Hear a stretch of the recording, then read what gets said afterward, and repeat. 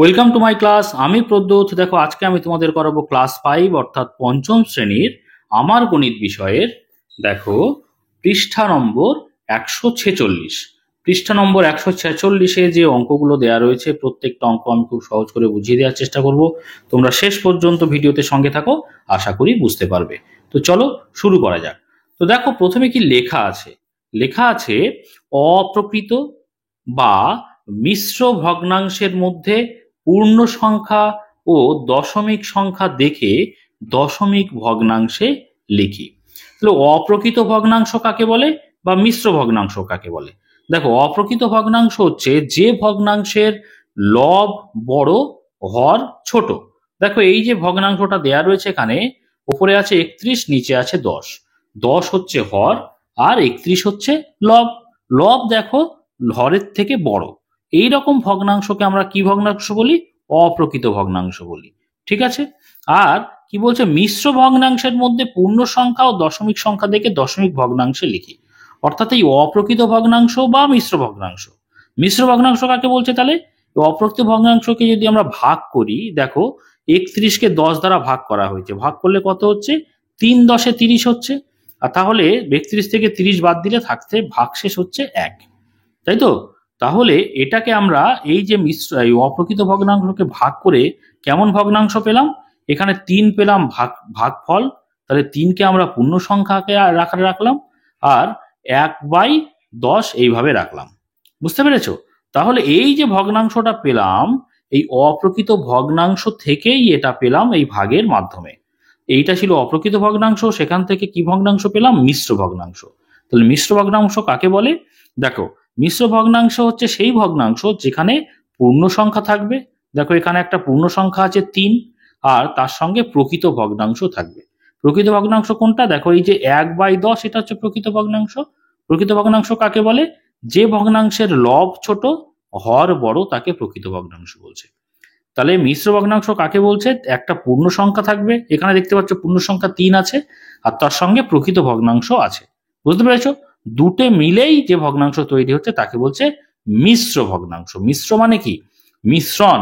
একরকম ভগ্নাংশ নয়, সেখানে একাধিক ধরনের ভগ্নাংশের মিশ্রণ ঘটেছে যেখানে, সেই ভগ্নাংশকে বলছে মিশ্র ভগ্নাংশ। বোঝা গেল? এবারে আমরা অঙ্কগুলো কি করব? অপ্রকৃত বা মিশ্র ভগ্নাংশ তো বুঝলাম, তাহলে এই ভগ্নাংশের মধ্যে পূর্ণ সংখ্যা ও দশমিক সংখ্যা দেখে দশমিক ভগ্নাংশে লিখি। এই অপ্রকৃত বা মিশ্র ভগ্নাংশ থেকে আমরা কিন্তু দশমিক ভগ্নাংশে যাব। এটা হচ্ছে আজকের এই পেজে বা এই পৃষ্ঠাতে যে অঙ্কগুলো আছে সেখানের বিষয়। ঠিক আছে। তো দেখো 3/10 বিষয়টা ডান দিকে ছবির আকারে বোঝানোর চেষ্টা করা হয়েছে। 3 পূর্ণ সংখ্যা, আর তারপরে কি আছে? 10 ভাগের মধ্যে 1 ভাগ আছে, তাই না? তাহলে 10 ভাগের মধ্যে 1 ভাগ মানে 3 পূর্ণ সংখ্যা মানে কি? 10-এর মধ্যে 10 ভাগ। দেখো 10 ভাগের 10 হচ্ছে হর, আর লব যদি হর হয়, এই লব যদি 10 হয়, তাহলে কি 10 ভাগের মধ্যে 10 ভাগ। 10 ভাগের মধ্যে 10 ভাগ, এটা ভাগের সম্পর্কে আছে, কাটাকুটি করলে কত হবে? কাটাকুটি করলে 10 × 1 = 10 হবে, অর্থাৎ 1 হবে। বুঝতে পেরেছো? তো এরকম 10 ভাগের মধ্যে 10 ভাগ কটা আছে? 3টে আছে। তাহলে 1 হচ্ছে 10/10 হচ্ছে 1, আর মোট 3টে আছে। সেজন্য এখানে দেখো 1টা 2টো 3টে ছবি। 3টে ছবিতে দেখো 1টা 2টো 3টে 4টে 5টা 6টা 7টা 8টা 9টা 10টা, প্রত্যেকটা ছবিতে কিন্তু 10টা করে ভাগ আছে। খেয়াল করে দেখো, এতেও 10টা ভাগ আছে, এতেও 10টা ভাগ আছে। 10 ভাগের মধ্যে 10 ভাগই কিন্তু এরকম দাগ দিয়ে পূরণ করা আছে। বুঝতে পেরেছো? এরকম কটা আছে? একটা ছবি আছে, দুটো ছবি আছে, 3টে ছবি আছে, যেখানে 10 ভাগের মধ্যে 10 ভাগই পূরণ করা আছে। 10 ভাগের মধ্যে 10 ভাগ মানে কি? কাটাকুটি করলে 1 ভাগ হচ্ছে। তাহলে এখানে এই একটা ভাগ, এই একটা ভাগ, এই একটা ভাগ, তাহলে কটা হচ্ছে? 1টা 2টো 3টে ভাগ, ওই জন্য 3 পূর্ণ সংখ্যা। আর এখানে দেখো শেষ ছবিতে 1 2 3 4 5 6 7 8 9 10, এখানেও 10 ভাগ আছে, কিন্তু 10 ভাগের মধ্যে 1 ভাগ কিন্তু এরকম দাগ টেনে পূরণ করা আছে। সেই জন্য এই ছবিটা কি প্রকাশ করছে? এই 10 ভাগের মধ্যে 1 ভাগ। এখানে দেখো 10 ভাগের মধ্যে 1 ভাগ ছবি দ্বারা পূরণ করা আছে, দাগ দ্বারা। ঠিক আছে। তাহলে এই যে 3/1 কে আমরা ডান দিকে ছবির মাধ্যমে প্রকাশ করলাম বা দেখতে পেলাম। এই ছবিটা কি বোঝাচ্ছে? এটা হচ্ছে 1/10 বোঝাচ্ছে। বুঝতে পেরেছো? এবারে আমরা পরেরটা দেখো, এই যে 3 পূর্ণ 1/10 এটাকে কিভাবে লিখতে পারি? দেখো 1 যোগ 1 যোগ 1 অর্থাৎ 3।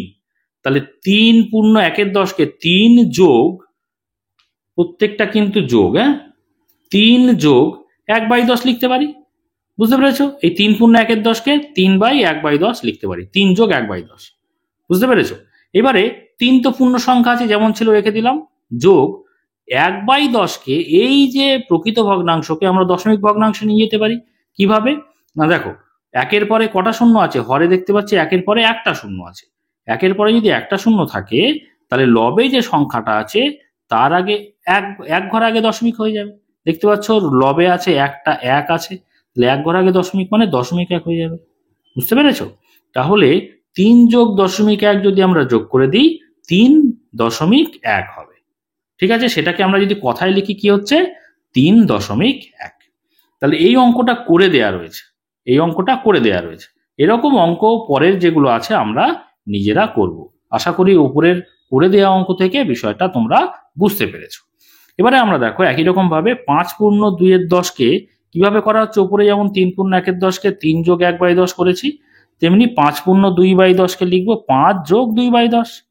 ঠিক আছে, ঠিক তেমনি 2/10 আমরা দশমিক সংখ্যায় যদি নিয়ে যাই, সামান্য ভগ্নাংশ থেকে যদি দশমিক ভগ্নাংশে নিয়ে যাই, কি করা হচ্ছে? না একের পরে একটা শূন্য আছে হরে দেখতে পাচ্ছি, তাহলে যেহেতু একটা শূন্য সেজন্য লবে যে সংখ্যাটা আছে তার এক ঘর আগে দশমিক হয়ে যাবে। দেখো লবে আছে 2, তাহলে এক ঘর আগে দশমিক মানে 0.2 হচ্ছে। বুঝতে পেরেছো? তাহলে 5 আর 0.2 যদি যোগ করি 5.2 হবে। দেখো এখানে 5, তাই তো, আর নিচে যোগ করবো কত 0.2, আর এই দশমিকের আগে একটা শূন্য নিয়ে নিই। ঠিক আছে, আর 5 তো পূর্ণ সংখ্যা, 5 পূর্ণ সংখ্যা, তার মানে পূর্ণ সংখ্যার পরে দশমিক থাকে। ঠিক আছে, যেহেতু আমরা যোগ করব দশমিকের পরে একটা শূন্য নিয়ে নিলাম, যেহেতু দশমিকের পরে আর কোনো সংখ্যা নেই বলে শূন্য নিয়ে নিলাম। যদি যোগ করে দিই কি হবে? দেখো 2 আর 0 যোগ করলে 2, দশমিকের জায়গায় সোজাসুজি দশমিক বসে যাবে, আর 5 আর 0 যোগ করলে 5 হচ্ছে। বুঝতে পেরেছো কিভাবে এই যোগটা হয়? তাহলে 5.2। তাহলে আমরা এই জায়গায় কথায় কি লিখবো? 5.2 এই কথাটা লিখবো, 5.2।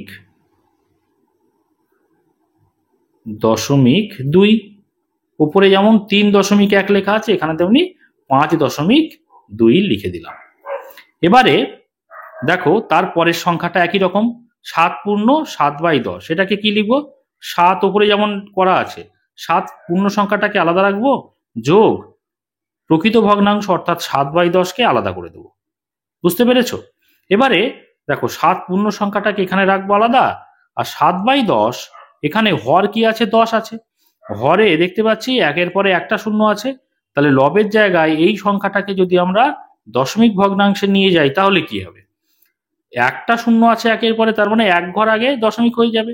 এক ঘর বলতে এখানে 7 একটাই সংখ্যা আছে, এক ঘর আগে দশমিক মানে 0.7 হবে। বুঝতে পেরেছো? ঠিক ওপরের গুলো খেয়াল করো আর নিচেরটা মেলাও। তাহলে আমরা 7 আর 0.7 যদি যোগ করি, ঠিক এরকম 5 আর 0.2 যোগ করার মতো কি পাবো? 7.7 পাবো। কিভাবে যোগ করতে হয় তোমরা নিশ্চয়ই বুঝতে পেরেছো, এই যে আমি ডান দিকে করে দেখিয়ে দিয়েছি একটা। তাহলে আমরা এখানে লিখবো, কথায় কি লিখবো? 7.7, 7.7। বুঝতে পেরেছো? চলো পরের অঙ্কটা কি আছে দেখি। পরের অঙ্কটা আছে 9 পূর্ণ 5/10। তাহলে পূর্ণ সংখ্যা 9 আলাদা করে রাখলাম, আর 5/10টাকে আলাদা করে রাখলাম। এতক্ষণ নিশ্চয়ই তোমরা অঙ্কটা শিখে গেছো, তাহলে নিজেরাই বুঝতে পারছো কিভাবে কি করতে হবে। তো 9 পূর্ণ সংখ্যা আমরা এখানটায় রেখে দেব, আর 5/10কে এই সামান্য ভগ্নাংশে দশমিক ভগ্নাংশে যদি নিয়ে যাই কি হবে? একের পরে একটা শূন্য আছে মানে এক ঘর আগে দশমিক হবে। এখানে একটাই ঘর আছে 5, তাহলে এক ঘর আগে দশমিক মানে 5-এর আগে দশমিক হয়ে যাবে। 9 আর 0.5 যদি যোগ করি 9.5 হবে উত্তর। ঠিক আছে, তাহলে উত্তরটা আমরা কথায় কি লিখবো? 9.5। দেখো 9.5। ঠিক আছে, এবারে চলো পরেরটা। পরের সংখ্যাটা কি আছে? 16 পূর্ণ 7/100। দেখো এর আগের পর্যন্ত সব নিচে 10 ছিল, এখানে দেখতে পাচ্ছি 100 আছে। তাহলে এই অঙ্কটা দেখো করে দেওয়া রয়েছে, কিভাবে করা হচ্ছে দেখো। 16 হচ্ছে পূর্ণ সংখ্যা, যোগ প্রকৃত ভগ্নাংশ হচ্ছে 7/100 আলাদা করা হয়েছে। এবারে 16 পূর্ণ সংখ্যা যেমন ছিল রাখা হয়েছে। তারপরে দেখো এই যে 7/100 এটা হচ্ছে প্রকৃত ভগ্নাংশ, একে আমরা কি করা হয়েছে, এখানে করা হয়েছে যে দশমিক ভগ্নাংশে প্রকাশ করা হয়েছে। দশমিক ভগ্নাংশে প্রকাশ করতে গিয়ে সেই আগের নিয়মেই আছে যে হরে একের পরে কটা শূন্য আছে, এখানে দেখতে পাচ্ছি দুটো শূন্য আছে। দুটো শূন্য থাকলে লবে যে সংখ্যাটা আছে তার 2 ঘর আগে দশমিক হয়ে যাবে। এখানে কি সংখ্যা আছে 7, কিন্তু 7 তো একটাই সংখ্যা, তাহলে 2 ঘর পাবো কি করে? 2 ঘর পাবো এরকম করে 7 লেখার পরে বাঁ দিকে আরেকটা সংখ্যা নিলে কি 2 ঘর হয়ে গেল, তারপরে আগে আমরা একটা দশমিক দিয়ে দিলাম। তাহলে কয় ঘর আগে দশমিক হয়ে গেল? 2 ঘর আগে দশমিক হয়ে গেল। বুঝতে পেরেছো? তাহলে 16 আর 0.07 যদি আমরা যোগ করি 16.07 হবে। দেখো এখানটায় যোগটা এইভাবে করা হয়, 16 কি পূর্ণ সংখ্যা আর 0.07 তো ভগ্নাংশ, তাহলে দশমিকটা এরকম জায়গায় লিখলাম, 07টা কিন্তু আমরা ডান দিকে লিখব। কখনোই পূর্ণ সংখ্যার নিচে কিন্তু দশমিক সংখ্যা লেখা যাবে না যোগের ক্ষেত্রে। ঠিক আছে, তাহলে এই দশমিকের আগে একটা শূন্য দিয়ে দিলাম। আর 16 পূর্ণ সংখ্যা, তার মানে তার ডান দিকে হচ্ছে দশমিক, আর ডান দিকে নিচে দেখতে পাচ্ছি দশমিকের পরে দুটো সংখ্যা আছে বলে আমরা 16-র পরেও দশমিকের পরে দুটো শূন্য যোগ করে নিলাম। দশমিকের পরে শূন্যর কোনো কিন্তু দাম নেই, আমরা ইচ্ছে প্রয়োজন এখানে দেখতে পাচ্ছি এরকম ফাঁকা জায়গা বলে দশমিকের পরে দুটো শূন্য নিয়ে নিলাম। তাহলে যোগ করে দিই কত কি হচ্ছে দেখো, 7 আর 0 যোগ করলে 7, 0 0 যোগ করলে 0, দশমিক সোজাসুজি দশমিক বসিয়ে দেবো, 6 আর 0 যোগ করলে 6, 1 করতে 1, কত হচ্ছে 16.07।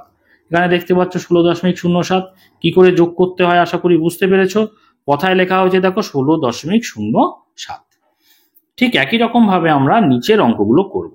19.3/100, ওপরের মতো করেই আমরা 19 পূর্ণ সংখ্যাকে আলাদা রাখবো আর 3/100 প্রকৃত ভগ্নাংশকে আমরা আলাদা করে দেব।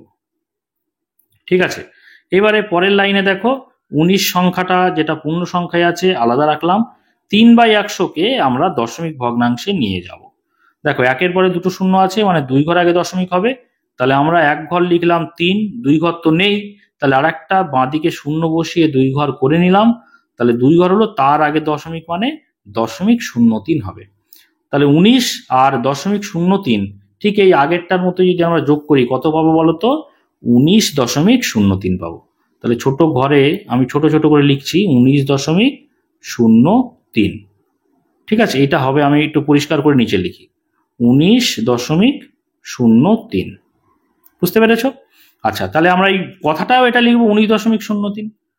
তাহলে 19.03।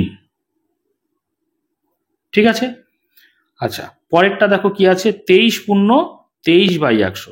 তাহলে 23 পূর্ণ সংখ্যা আমরা আগে রেখে দেবো এইভাবে, আর ওখানে দেখো 23 ওপরে লেখাই আছে আর নিচে লিখবো কি 100, প্রকৃত ভগ্নাংশকে আলাদা করলাম।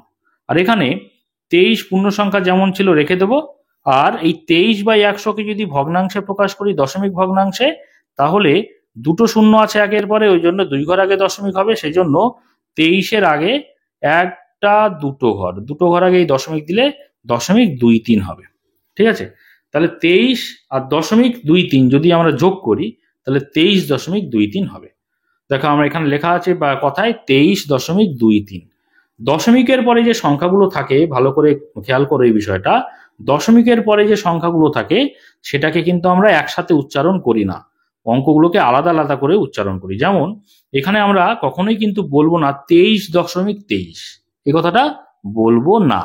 তাহলে কি লিখবো, যে 23.23। দশমিকের পরে প্রথমে 2 আছে পরে 3 আছে, ওই জন্য দশমিকের পরের সংখ্যাগুলোকে আমরা আলাদা আলাদা করে উচ্চারণ করব, অর্থাৎ 2-3 বলবো, কখনো 23 বলবো না। এটা আজকে শিখে নাও। এবারে পরের সংখ্যাটা দেখো, এখানে 77 পূর্ণ 77/100। তাহলে 77 পূর্ণ সংখ্যাটাকে আলাদা রাখলাম আর প্রকৃত ভগ্নাংশ 77/100কে আলাদা যোগ আকারে রাখলাম। উপরের অঙ্কগুলো দেখে তোমরা নিশ্চয়ই বুঝতে পারছো। এবারে 77 পূর্ণ সংখ্যা যেমন ছিল আলাদা রাখলাম, যোগ এ দেখো একের পরে কটা শূন্য, দুটো শূন্য, তাহলে 2 ঘর আগে দশমিক হবে, এখানে তো দুটোই ঘর আছে 7 আর 7, তাহলে 7 আর 7 আছে, তার আগে দশমিক দিলে 2 ঘর আগে দশমিক হয়ে গেল। 77 আর দশমিক 77 যদি যোগ করি 77.77 পাবো। ঠিক আছে, আমরা তাহলে কথায় লিখে দিই 77.77। কখনোই আমরা কিন্তু বলবো না 77.77, কি বলবো 77.77। আশা করি বুঝতে পেরেছো। এবারে নিচের যে 3টে অঙ্ক রয়েছে সেখানে দেখো কোনো সংখ্যা দেয়া নেই, সব কথাইগুলো লেখা রয়েছে, কোনো সমস্যা নেই। দেখো প্রথমটা আমরা করি, তাহলেই বুঝতে পারবে। 89.03, এখান থেকে আমরা সরাসরি এখানটায় মানে আমরা পরপর ডান দিক থেকে বাঁ দিকে আসবো। আগে কি বাঁ দিক থেকে ডান দিকে গেছিলাম, এখন ডান দিক থেকে বাঁ দিকে যাবো। তাহলে 89.03, 89 মানে 8 9 হচ্ছে 89.03। ঠিক আছে, তাহলে পূর্ণ সংখ্যা কোনটা 8 9, 89কে আলাদা রাখলাম, আর দশমিক সংখ্যা হচ্ছে 0.03, এটা আলাদা রাখলাম। তার আগের লাইনে কি করব, 89 হচ্ছে পূর্ণ সংখ্যা, আলাদা রাখলাম। আর 0.03 মানে কি, 0.03 অর্থাৎ এই দশমিক ভগ্নাংশ থেকে আমরা যাব কোথায়, সামান্য ভগ্নাংশে যাব। তাহলে দশমিক থেকে সামান্য ভগ্নাংশে যাওয়ার নিয়ম কি, আগে দশমিক ছাড়া যে সংখ্যাটা সেটা আমরা উপরে লিখব। দশমিক ছাড়া সংখ্যাটা কি আছে, 3 আছে। 0.3 যেহেতু বাঁদিকে শূন্য দাম নেই, ওই জন্য 0.3 না লিখে শুধুমাত্র 3 লিখলাম। ঠিক আছে, এবারে দশমিকের জন্য একটা 1 লিখবো। কত ঘর আগে দশমিক, 1 ঘর 2 ঘর, তাহলে 1 ঘর 2 ঘর বলে একের পরে দুটো শূন্য এখানটায় লিখে দেব। ঠিক আছে, তাহলে 89 সঙ্গে যোগ করে 3/100, তাহলে 89 এরকম 77 যোগ 77/100 যদি হয়, এরকম 77 পূর্ণ 77-এর 100 করতাম তো। ঠিক একই রকম ভাবে 89 যোগ 3/100 কে আমরা এইভাবে লিখতে পারি, যদি মিশ্র ভগ্নাংশে লিখি তাহলে 89 পূর্ণ 3-এর 100। বুঝতে পেরেছো? আশা করি বুঝতে পেরেছো। এর পরেরটা করলে আরো ক্লিয়ার হয়ে যাবে। দেখো 48.03, তাহলে 48 মানে কি 4 10 8 48.03, এই 0.30, তাহলে 0.3 না 3 তাহলে 0.3 তারপরে 0। ঠিক আছে, তাহলে 48.30, 48 হচ্ছে পূর্ণ সংখ্যা, আগে লিখে দিলাম, আর 0.30টাকে পরে রাখলাম। ঠিক আছে, ঠিক তার আগের লাইনে 48কে আমরা পূর্ণ সংখ্যা আকারে আলাদা রাখলাম, আর দেখো দশমিক ভগ্নাংশ থেকে আমরা সামান্য ভগ্নাংশে যাব। কিভাবে, দশমিক বর্জিত যে সংখ্যা সেটাকে আমি আলাদা করে লব করলাম। এবারে দশমিকের জন্য একটা 1 ঘরে নিলাম। কত ঘর আগে দশমিক, 1 ঘর 2 ঘর, 2 ঘর আগে দশমিক জন্য একের পরে দুটো শূন্য নিলাম। এইভাবেই আমরা দশমিক থেকে সামান্য ভগ্নাংশ বা উল্টে সামান্য থেকে দশমিক ভগ্নাংশে যাই। আচ্ছা, এবারে দেখো 48 যোগ 30/100কে আমরা যদি মিশ্র ভগ্নাংশে লিখি তাহলে কিভাবে লিখতে পারবো, ঠিক ওপরেরটা খেয়াল করো।